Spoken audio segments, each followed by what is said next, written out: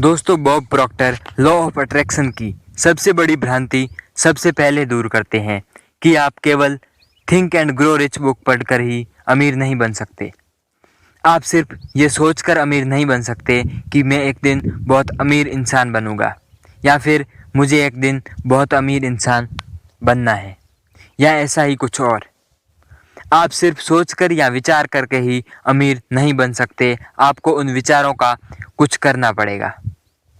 पहली बात तो ये कि आपको सही विचार यानी पॉजिटिव थॉट्स पैदा करने होंगे। उन विचारों को अपने अंदर बार बार महसूस करना होगा और उस भावना को अपने साथ रोक कर रखना होगा, और साथ में सारे ज़रूरी एक्शंस भी लेने होंगे।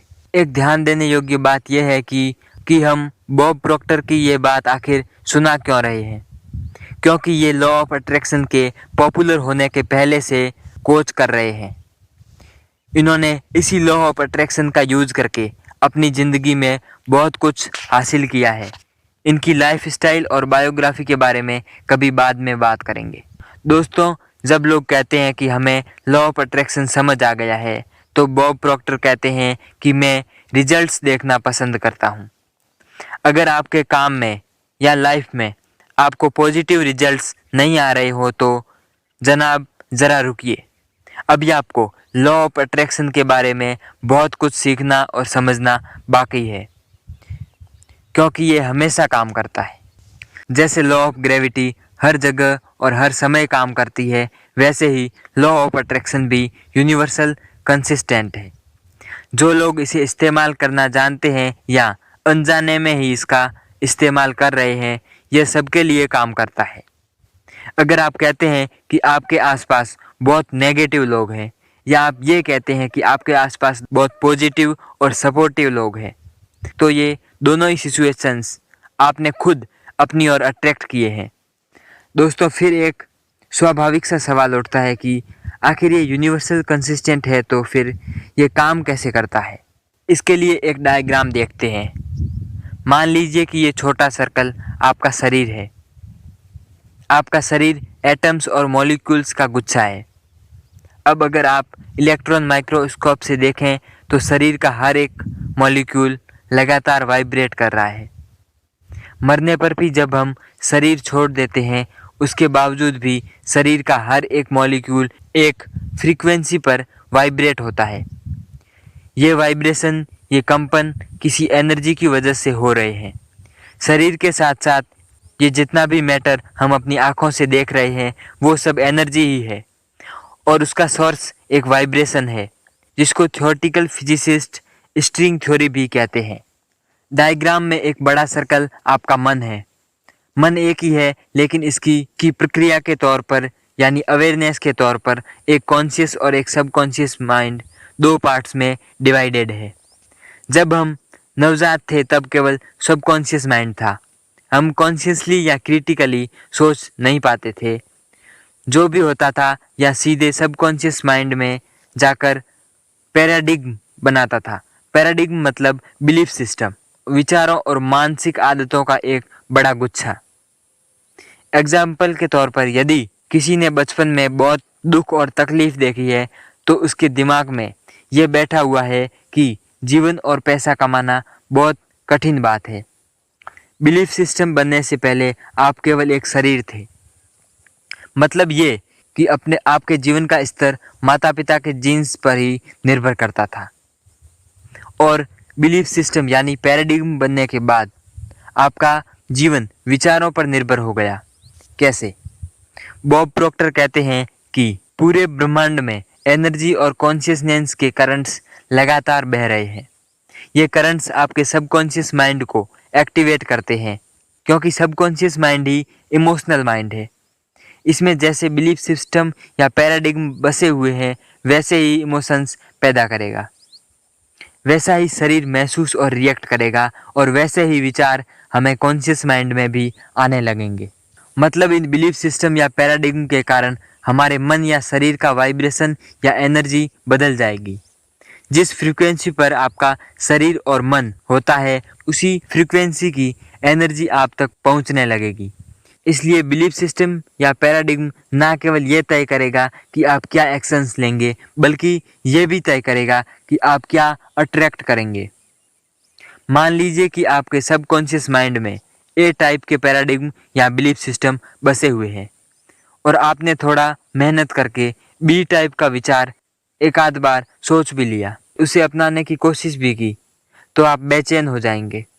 अगर आपके अवचेतन मन की गहराइयों में यह बसा हुआ है कि मैं कमज़ोर हूँ, तो आप हमेशा अपना 100% नहीं देंगे किसी भी काम में, हमेशा घबराते रहेंगे।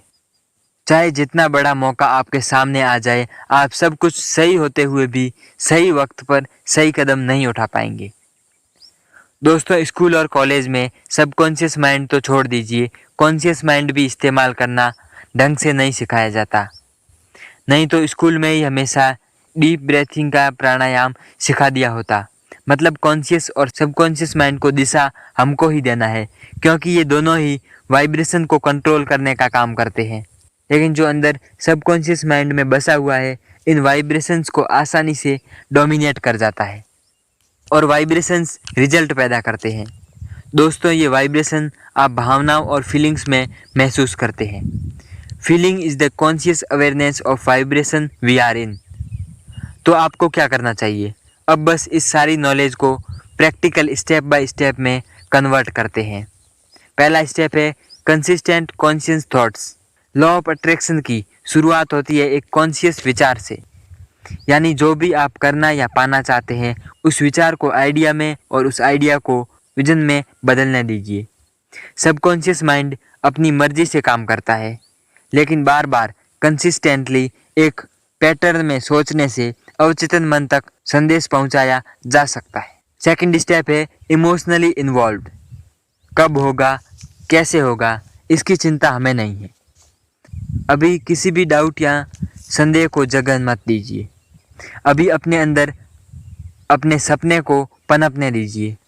मान लीजिए कि आप आलस और गुस्सा मिटाना चाहते हैं, तो सोचिए कि जब आपके अंदर ये नहीं होंगे तो आप कैसा महसूस करेंगे। हर दिन के जीवन में से कितना बड़ा बोझ हट जाएगा। बिना आलस, थकावट और गुस्से के आप फ्रेश और क्रिएटिव महसूस करेंगे। अगर आप एक चैंपियन बनना चाहते हैं, तो महसूस कीजिए कि एक चैंपियन के तौर पर आपके अंदर फोकस, डेडिकेशन और कॉन्फिडेंस कैसा महसूस होता है। जब विचार, इमोशंस और फीलिंग के साथ घुलते हैं, तब वाइब्रेशन बहुत आसानी से बदलता है।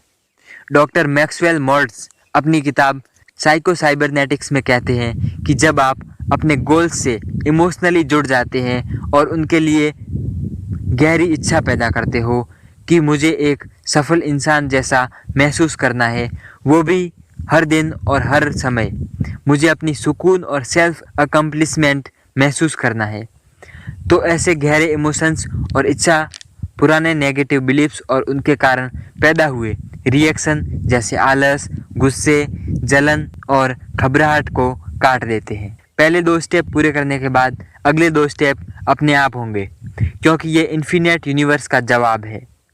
हमारा काम इन्हें नोटिस करना है। थर्ड स्टेप है बी अवेयर ऑफ वाइब्रेशन। जब हम किसी इंसान से मिलते हैं तो हमें कई बार पहली बार में ही पसंद आ जाते हैं और कई लोगों से मिलने के बाद भी लगता है कि यार इन लोगों से ना ही मिले तो अच्छा है, क्योंकि हम लोग एक दूसरे की एनर्जी और वाइब्रेशन पकड़ते हैं। जब सबकॉन्शियस माइंड हमारे पॉजिटिव कॉन्शियस विचार अपना लेता है तो वाइब्रेशंस ऊपर उठने लगते हैं और आप आसानी से दिक्कत और नेगेटिविटी से निकल सकते हैं। आपको अपने आप पॉजिटिव आइडियाज़ और विचार आने लगते हैं और एक्शंस बड़ी आसानी से लिए जा सकते हैं। जितना आप इस बदलाव को नोटिस करेंगे, उतना आसानी से ये बदलाव आने लगेंगे। दोस्तों, फोर्थ और लास्ट स्टेप है be aware of the results. जैसे AM रेडियो FM नहीं पकड़ता। बॉब प्रॉक्टर अपनी किताब आर्ट ऑफ लिविंग में कहते हैं कि आप वही अट्रैक्ट करते हैं जैसा आपके वाइब्रेशंस है। इसे कहते हैं प्रिंसिपल ऑफ हार्मोनी। हमेशा रिजल्ट्स के प्रति सचेत रहिए। वे आगे कहते हैं कि डर, चिंता, अहंकार, ये सब लो फ्रीक्वेंसी की भावनाएं हैं। अगर किसी भी कारण से इन्हें आप अपने अंदर महसूस करते हैं, चाहे वो दूसरे के रिएक्शंस के कारण भी क्यों ना हो। आप स्टेप 1 और स्टेप 2 पर काम कीजिए। स्टेप 1 और स्टेप 2 में हमारे पास अफर्मेशन, विजुअलाइजेशन, रिपीटेशन और विजन बोर्ड और कुछ और टेक्निक्स हैं। यदि आप इन टेक्निक्स के बारे में और अच्छे से जानना चाहते हैं तो हमें कमेंट सेक्शन में ज़रूर बताएं, हम आपके लिए एक डिटेल्ड वीडियो ज़रूर बनाएंगे। तो चलिए मिलते हैं एक नई वीडियो में, तब तक के लिए जय हिंद, वंदे मातरम।